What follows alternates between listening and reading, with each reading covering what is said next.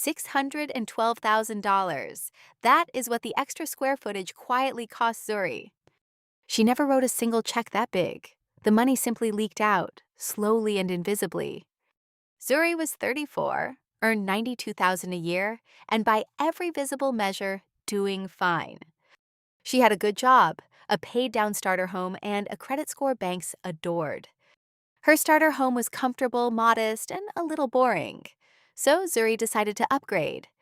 A bigger house, the agent insisted, was the smartest investment she could possibly make.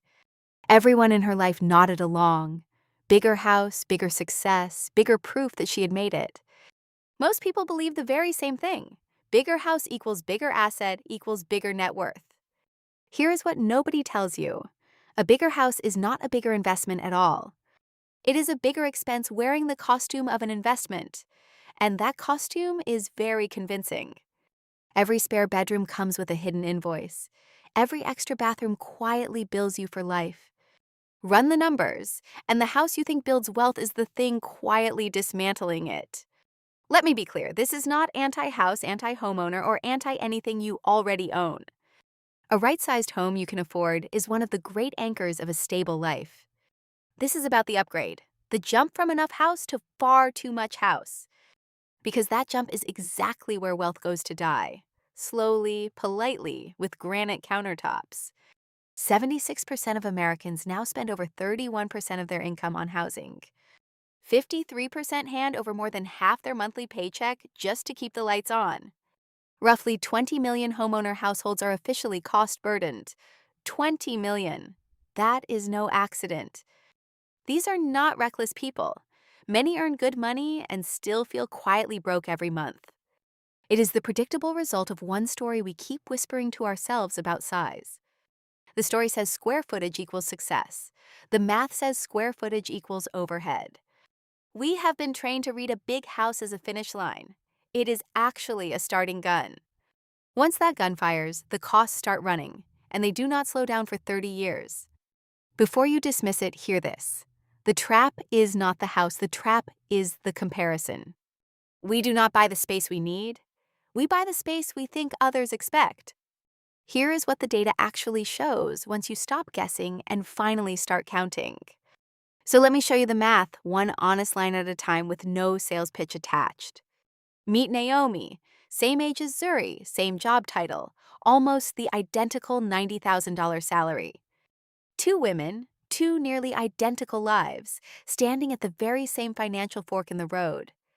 They had the same savings, the same raises, and the exact same dream of being comfortable. Then their paths split on one single decision. How much house is actually enough? Zuri sold her starter home and bought a 4-bedroom house for $480,000. It had a guest room, a home office, a formal dining room, and a 2-car garage. Naomi kept renting a modest 2-bedroom and invested every dollar of the difference instead. Same starting point, same decade ahead. One chased more space, the other chased compounding. Zuri put $80,000 down and financed $400,000 at 6.5%. Her monthly payment, with taxes and insurance, landed right around $3,200. Naomi's rent on her 2-bedroom was a steady $1,800 a month all in. That left a $1,400 gap every month, and Naomi sent every cent into index funds. Let's keep this fair. Both made reasonable choices. Both felt responsible. Both believed they had won. On paper, in year 1, Zuri looked like the obvious winner with a real growing asset. Let's put real numbers on it so this stops being a feeling and starts being arithmetic. Zuri's house cost her about $3,200 a month in payment alone. Add taxes, insurance, and upkeep, and her true monthly cost crept closer to $4,000. Naomi's all-in housing costs stayed near $1,800, leaving room to invest the rest. That $2,000 monthly difference is the engine of this entire story. Naomi looked like she was throwing money away on rent, building nothing, owning nothing. And here we hit the biggest myth of all, the idea that rent is simply money thrown away. But a mortgage throws money away too, through interest, taxes, insurance, and endless repairs. Renting buys flexibility and a capped, predictable cost. Owning buys equity and unpredictable risk. Neither is throwing money away. Both buy something. The question is what each truly cost you. If renting cheaply lets you invest the difference, your money can quietly outgrow the house. The shame around renting is sold by people who profit when you stop renting.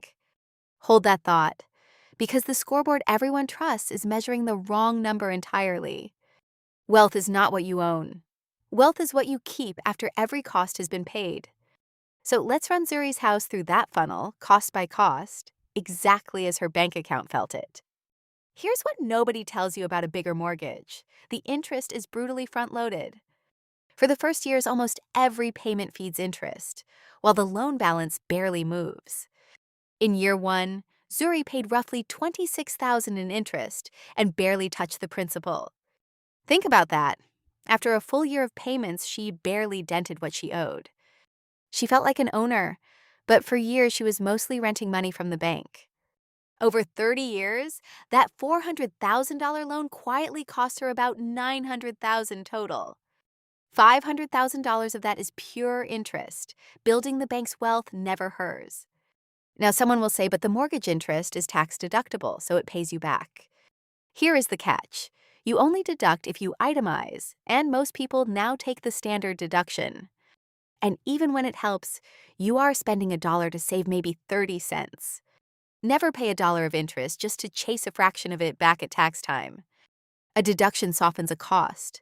It never turns a cost into a gain. Remember the difference. A bigger house means a bigger loan, which means a bigger pile of interest on top. Naomi's smaller footprint meant a smaller loan and far less of her money burned on interest. Every extra $100,000 borrowed at 6% adds roughly $6,000 in interest, year one alone. That is money that never decorates a room, never builds equity, and never comes back. Picture 12 years of payments where interest still outweighs the principal you build. That is the polite machinery of a mortgage, designed to be paid before it is owned. Now add property taxes. They scale with the home's value, and they never, ever stop. Here's what most people miss. You never truly own a house. You rent it from the county. Stop paying property tax for long enough, and the government can simply take the home away. On a $480,000 home, even a modest rate means thousands gone every single year. In a high-tax state like New Jersey, the effective rate climbs near 1.9%. That is over $9,000 a year, forever, just for the privilege of owning more space. And the bigger and nicer your home, the higher its assessed value, the bigger that yearly bite. Naomi paid zero property tax. Her landlord carried that weight while her investments grew untouched. Property tax also tends to rise over time, quietly, as towns reassess and budgets expand. It is the cost that follows you for as long as you live under that bigger roof. Multiply $9,000 a year over a decade, and property tax alone nears $90,000. Then comes maintenance, the cost almost everyone underestimates and almost nobody actually budgets for. The common rule of thumb is 1 to 4% of the home's value, every single year. On Zuri's house, 1% alone is $4,800 a year in repairs. And 1% is the optimistic number. Older homes routinely demand 2, 3, even 4. A bigger roof, a bigger furnace, more square footage to heat, cool, paint, and constantly fix. More windows to replace, more gutters to clear, more walls that eventually, expensively, fail. Naomi's landlord paid for the broken water heater. Zuri paid $4,000 for hers. A new roof can run $20,000, a failed HVAC system $10,000. These are not maybes. They are whens. And the bigger the house, the bigger and more frequent every single when becomes. Maintenance is the silent subscription you can never cancel and can never fully predict. Over 10 years, maintenance on Zuri's home can quietly total $50,000 or more. That is $50,000 that built no equity and bought no real joy, just upkeep. Now layer on insurance, the cost that has been climbing faster than almost anything else. Premiums jumped roughly 21% in a single recent year for many homeowners. A bigger, costlier home costs more to rebuild, so it costs more to insure every year. Then there is the fee most upgraders forget entirely: private mortgage insurance, or PMI. Put less than 20% down, and you pay PMI that protects the bank, not you. On a larger loan, PMI can quietly add $1,000 or more to each year.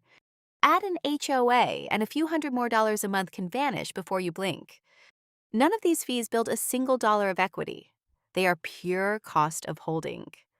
Naomi's renter's insurance, meanwhile, cost about $15 a month and protected her actual stuff. This is the quiet pile of costs no listing photo will ever show you up front. Stack insurance, PMI, and HOA together, and you can lose several thousand more every year. Here is what actually happens after the keys. The empty rooms quietly start demanding to be filled. A guest room needs a guest bed, an office needs a desk, a dining room needs a table. Bigger house means bigger furniture, bigger utility bills, and a strange new urge to buy more stuff. This is lifestyle creep with a foundation. The costs do not just visit, they move in permanently. Your spending rises to match your home, and a bigger home gives it endless room to rise. Utilities on double the square footage can quietly add another $200 every month. Heating empty rooms, cooling empty rooms, lighting hallways nobody walks down after dark. Then comes the landscaping, the cleaning, the pressure washing, the endless small upkeep of more. None of this shows up as one shocking number. It arrives as 1,000 tiny, forgettable ones. Naomi's small space kept her spending small, almost by accident, simply because there was less room. Bigger homes quietly raise your whole baseline, from cleaning supplies to the cars in the driveway. And a baseline that goes up almost never comes back down on its own. Now for the cost nobody ever counts, the one that makes the whole thing truly expensive. Zuri's $80,000 down payment is not free money sitting safely inside her walls. That money is frozen. It cannot grow, cannot compound, cannot work for her anywhere else. That same $80,000 invested in the market compounds quietly while she sleeps at night. At roughly 9% a year, $80,000 becomes about $189,000 in a decade. Now add the monthly gap. Naomi invested $1,400 more than Zuri every single month. Invested faithfully for 10 years, that steady stream snowballs into roughly $270,000. Stack those together, and Naomi's wealth from staying small approaches $500,000. Zuri's money, meanwhile, is busy paying interest, taxes, and repairs. It cannot be two places. That is opportunity cost. Not money she lost on paper, but the fortune she never got to build. This is the invisible line item that turns a comfortable home into a very expensive choice. Every dollar locked in extra house is a dollar that can never compound anywhere else. Money is a tool, and a tool locked inside drywall is a tool that does nothing. The cruelest math is not what the bigger house costs. It is what your money could have done. Here is what nobody tells you about buying and selling. Both ends carry a brutal hidden tax. To buy, Zuri paid closing costs of roughly 2 to 5% of the purchase price. Origination fees, appraisal, title, escrow, and a dozen line items you never see coming. To sell, she will hand agents and fees roughly 6 to 10% of the sale price. On a $500,000 sale, that exit alone can vaporize $30,000 to $40,000. This is why moving up so often resets the clock. Each upgrade pays the entry tax again. People who chase a bigger house every few years bleed tens of thousands in friction alone. Most buyers need 5 to 7 years just to break even on those costs alone. In a slow market, that break-even point can quietly stretch past 10 long, expensive years. Sell before you break even, and the bigger house does not just stall, it loses real money. And remember, every move up the property ladder triggers this entry and exit tax all over again.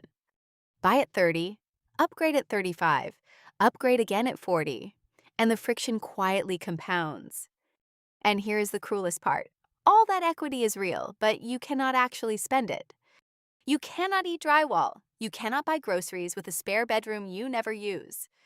This is house rich, cash poor, a glittering net worth wrapped around an empty checking account. To reach that equity, you must borrow against it, sell, or take on yet another loan. When an emergency hits, the big house does not help. It just demands its monthly tribute. Others say a mortgage is forced savings and that discipline is worth the extra cost. There is some truth there. For many people, equity is the only saving they ever do. But forced savings at a terrible price is still a terrible deal for your future. Automate your investing instead, and you get the same discipline without the crushing overhead. Discipline You design beats discipline a bank imposes on you at 6.5%. A job loss in a 4-bedroom house is far more frightening than in a small rental. The bigger the home, the bigger the fixed costs you must cover no matter what happens. Naomi's portfolio, by contrast, can be sold in a single afternoon if she ever truly needs it. That is the quiet superpower of liquid wealth. It bends with your life instead of trapping it. This is why liquidity matters more than square footage when life inevitably throws a curveball. A smaller home and a fat investment account let you say yes to opportunity and no to fear. You can change jobs, start a business, move cities, or weather a storm without panic. That freedom is the real luxury, and a bloated mortgage quietly sells it back to the bank. Wealth is options, and nothing shrinks your options faster than a house you can barely carry. Protect your options, and you protect the one asset no house can ever give you: freedom. Flexibility is a form of wealth that a giant mortgage payment slowly takes away from you. A small mortgage lets you breathe. A giant one makes every paycheck a hostage negotiation. But the house appreciates, you say. Surely that growth makes up for all of this cost. Here is the twist most people miss. A bigger house does not appreciate at a bigger rate. A small house and a big house in the same market climb by the very same percentage. So the extra you spent to go bigger earns you not one single extra point of return. It just costs far more to hold, to tax, to insure, and to maintain for that identical percentage. Worse, much of that appreciation is just inflation. The home keeps pace. It does not pull ahead. And over the long run, the stock market has simply outclimbed average housing again and again. Across 3, 5, 10, and 20-year windows, stocks have grown wealth roughly twice as fast. But everyone has to live somewhere, you say, so the house is not really optional. True, you need shelter. You do not need the most expensive shelter you can barely finance. Shelter is a need. The extra square footage above that need is the optional, costly part. And yes, a mortgage leverages your money, which can amplify gains in a rising market. But leverage cuts both ways. In a flat or falling market, it amplifies your losses too. Borrowing more to buy more house is not a strategy. It is just a bigger bet. Experts now warn the era of outsized housing gains may largely be behind us, which means the costs of going bigger stay enormous while the upside quietly shrinks. This is not a knock on owning a home. It is a clear warning about over-owning one. Here is what nobody tells you about the move-up dream itself. It is engineered to never end. Every upgrade feels like progress, but it simply resets your debt, your taxes, and your costs. The industry calls it moving up. Your bank account experiences it as starting over. Each bigger house demands a bigger down payment, freezing even more of your cash in walls. And the new neighbors, the new norms, the new expectations push your spending higher again.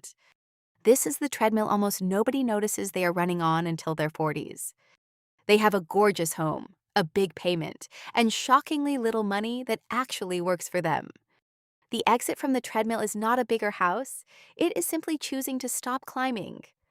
Pick a home that fits, stay long enough to beat the costs, and let your investments run.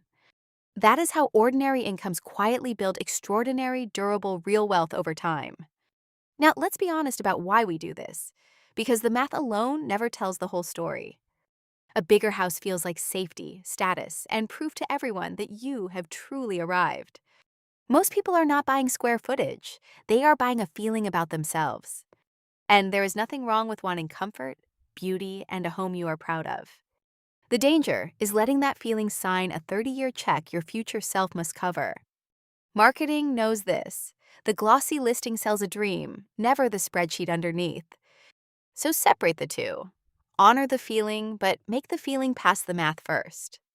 Buy comfort you can easily afford, not status you have to anxiously finance. Because a home should hold your life, not quietly hold your future hostage. So let's return to Zuri and Naomi, 10 years down the road, and finally tally the score. Zuri has a beautiful, larger home and real equity that she is genuinely proud of. Remember, this is not about Zuri being foolish. She did exactly what she was told to do. The system rewards the upgrade. Agents, lenders, and builders all earn more when you buy bigger. And in fairness, she has memories, comfort, and a place that is unmistakably fully hers. But after interest, taxes, maintenance, and the money she never invested, the gap is staggering. Her equity is real, but most of her would-be wealth was eaten by the cost of holding. Naomi, with no granite countertops, sits on a portfolio worth over $600,000. She has full liquidity, full flexibility, and the freedom to buy a home later in cash. That $612,000 gap is the real price of the bigger house, quietly paid in full. And here is the line worth remembering. A house you live in is an expense, not an investment. An investment puts money into your pocket. A house you live in only takes it out. The wealth was never hiding in the walls. It was always in the gap you chose to invest.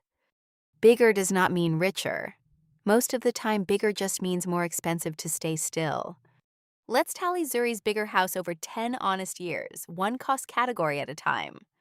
Mortgage interest, roughly $240,000 sent quietly to the bank. Property taxes, near $90,000 paid to a county that can never be finished. Maintenance and repairs, around $50,000, for upkeep that built no equity at all. Insurance, PMI, and extras, tens of thousands more, none of it ever coming back. And the opportunity cost? The fortune her frozen down payment and lost monthly gap never built. Add it up, and the bigger house quietly cost Zuri over $600,000. Not in one bill she could refuse, but in a slow, invisible drain she never questioned. That is the true price tag. The listing never printed, and the agent never mentioned. 6 figures of wealth traded for rooms she rarely used and status nobody remembered.